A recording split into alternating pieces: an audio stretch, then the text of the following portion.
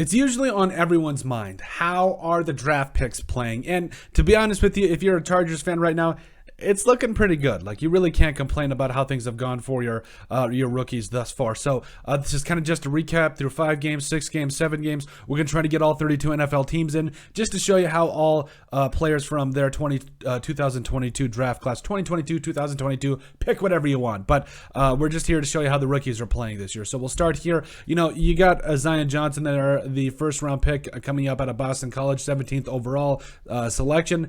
Yes, apparently I can't spell snaps because it's snaps.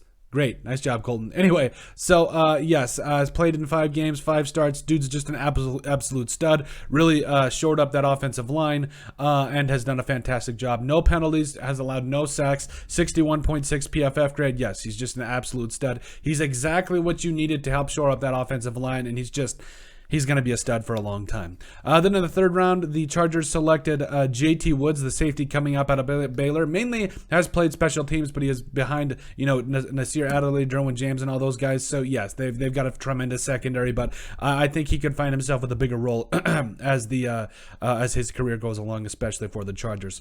4th round, 123 overall, the Chargers selected Isaiah Spiller, the running back coming up out of Texas A&M. You know, it is a very, very competitive room there. Like, you cannot tell me that this is not a very, very competitive running back room. Austin Eckler and all those guys. Yes, it is what it is at this point. Spiller hasn't really been given the time of day, but at the same time, you know, through 5 weeks, I think coming up after this point, you never know. Injuries happen, and I hope no injuries happen, but sometimes they do. I hope he gets his opportunity moving forward. In the 5th round, Otito Ogbonnia, the defensive tackle coming up out of UCLA. Apparently, I can't put position groups either, but has played in 3 games, has recorded 6 tackles for the Chargers. You know, and does have a 56.7 PFF grade, 5.67. You gotta love it. But you know, I think, you know, with this defensive tackle room for the Chargers, you know, the biggest question is, can they be able to stop the running game? And I think Ogbonnia could be able to be a big key part of that moving forward. But you're already seeing him getting a little bit of playing time and really starting to get himself out there. You love to see it, especially as a 5th round pick.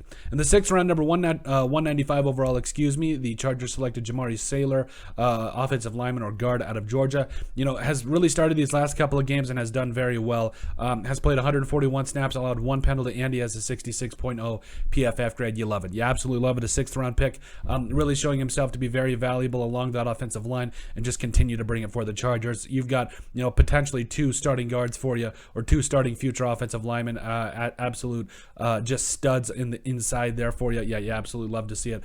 I think he's going to continue to just get better and better. You've got 2 starters there for at least a few years to come here. So 6th round, number 214th overall, the Chargers selected Jasir Taylor out of Wake Forest, the corner there. 2 tackles, mainly been relegated to special teams duty. It is what it is, but at the same time, you know, you're excited for what he's going to continue to do for you. I think he's going to be just an absolute hand, at least be a very good special teams piece and be a very good player for you as a backup. In the 7th round, the Chargers selected Dean Leonard, I believe that's how you say it, hopefully. Number 236 overall, the cornerback coming up at Ole Miss. Again, you know, 1 tackle, mainly has been relegated to special teams duty. That's, you know, it's really encouraging when you got those younger players that, you know, you draft in the later rounds that mainly are on special teams. That means, you know, they are making plays. They are doing enough to stick around. You love to see it. Then in the 7th round, number 260 overall, the Chargers selected Xander Horvath, the fullback coming up out of Purdue. Through 2 games, he looked like he was going to catch more touchdowns than Justin Jefferson this year. But, you know, so far has a total of literally 12 yards, and he's got 2 touchdowns. You just love to see it. He's doing some good things in the blocking game as well.